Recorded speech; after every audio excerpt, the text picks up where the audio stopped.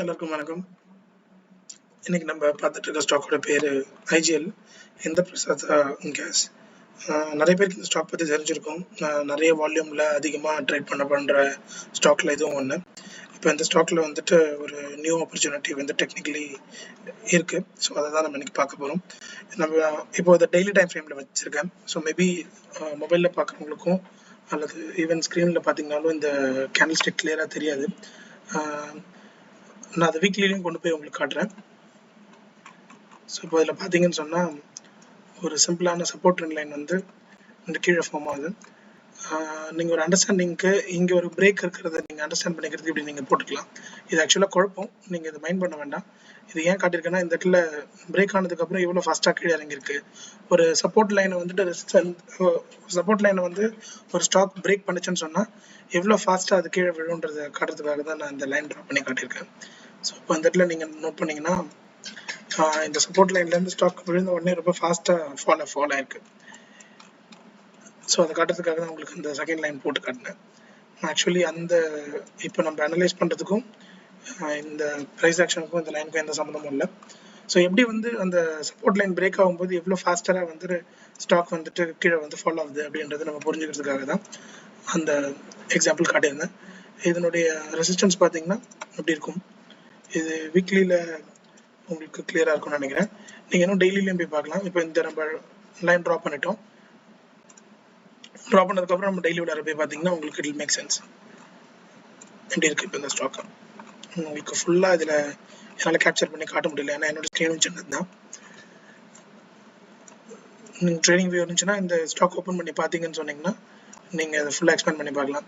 So இப்போ இந்த stock பொறுத்த வரைக்கும் பார்த்தீங்கன்னா இன் டர்ம்ஸ் ஆஃப் ரெசிஸ்டன்ஸில் எத்தனை டைம் ரிவர்ஸ் ஆயிருக்குன்னு பார்க்கலாம். 3, 4, 5, 6 டைம் ஆயிருக்கு. ஸோ இந்த இடத்துல அந்த ஸ்டாக் வந்துட்டு ஆல்மோஸ்ட் பிரேக் அவுட் ஆயிருக்கு. பிரேக் அவுட் ஆகி கிட்டத்தட்ட ஒரு 4-5% ரீச் ஆகிட்டு தென் ஒரு புல் பேக் எடுத்திருக்கு.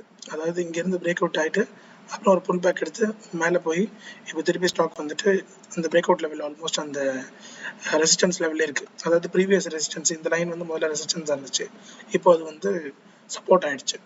ஸோ நம்மள தைரியமாக வந்துட்டு இந்த இடத்துல ரிஸ்க் வந்து கம்மியாக இருக்கிறதுனால we can take an entry here.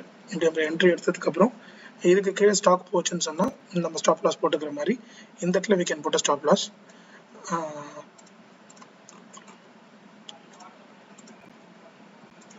So இப்போ இது ஒரு கிளியர்லி புல் பேக் செட்டப் இருக்கிறதுனால நம்ம இந்த இடத்துல என்ட்ரி எடுத்துட்டு, அதாவது இந்த இடத்துல இந்த இடத்துல நம்ம என்ட்ரி எடுத்துட்டு நம்ம ஸ்டாப் லாஸ் வந்து ஆல்மோஸ்ட் இந்த லெவல் லைக் ஒரு 465 வருது. நீங்கள் 450 வரைக்கும் கூட போட்டுக்கலாம், ஒன்றும் பிரச்சனை இல்லை.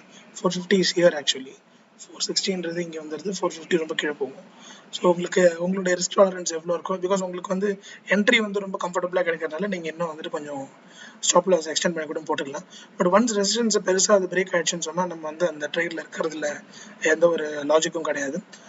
அண்ட் ஒன் மோர் திங், இது இமீடியட்டாக வந்துட்டு உடனே இப்படி மேலே தான் போயிடுமான்னா நம்மளுக்கு தெரியாது. எந்த ஸ்டாக்குமே எப்படி மூவ் ஆக போகுதுன்றது யாருக்குமே தெரியாது. இதர் இந்த ஸ்டாக் இன்னும் கொஞ்சம் கன்சாலிடேட் ஆகலாம், அப்படி இல்லைன்னு சொன்னால் இம்மீடியட்டாகவே இந்த இடத்துலேருந்து மேலே மூவ் ஆகிறதுக்கான சான்சஸ் இருக்குது. ஸோ ஒன்ஸ் அந்த ஸ்டாக் உங்களுக்கு ஃபேவரபுளாக மூவ் ஆனதுக்கு அப்புறம் அதில் வந்துட்டு நீங்கள் பொசிஷன்ஸ் ஆட் பண்ணுங்கள். ஒரே நேரத்தில் பெரிய அமௌண்ட்டை இன்வெஸ்ட் பண்ணிங்கன்னா ஈவன் உங்களோட ஸ்டாப் லாஸ்க்குள்ளார நீங்கள் இங்கே இருந்தீங்கனாலும் ஸ்டாப் லாஸ்லேயே நீங்கள் எக்ஸிட் ஆனீங்கனாலும் லாஸ் ஆகிறதுக்கான சான்சஸ் நிறையா இருக்குது. ஸோ அதனால் அதை அவாய்ட் பண்ணுறதுக்கு கொஞ்சம் கொஞ்சமாக அந்த ஒரு ஸ்டாக்கில் இருக்குன்னு சொன்னால் அதில் வந்து உங்களோட பொசிஷன்ஸை பில்ட் பண்ணுங்கள். I hope this video is useful. This is not a call. இதில் நான் ஆல்ரெடி பொசிஷன் எடுத்திருக்கேன், இது நானும் பண்ணுறேன், வாட்ச் லிஸ்ட்டில் இருக்குது அப்படிலாம் நான் எதுவுமே இங்கே நான் ரெக்கமெண்ட் பண்ணல. இது ஜஸ்ட் அனாலிசிஸ் வீடியோ. நீங்களும் உங்களோட அனாலிசிஸ் பண்ணுங்கள். உங்களோட பொசிஷன்ஸ் எடுக்கிறதுக்கு முன்னாடி உங்களோட ஃபினான்ஷியல் அட்வைசர்ஸ்கிட்ட அட்வைசஸ் கேட்டுக்கோங்க. தேங்க்யூ.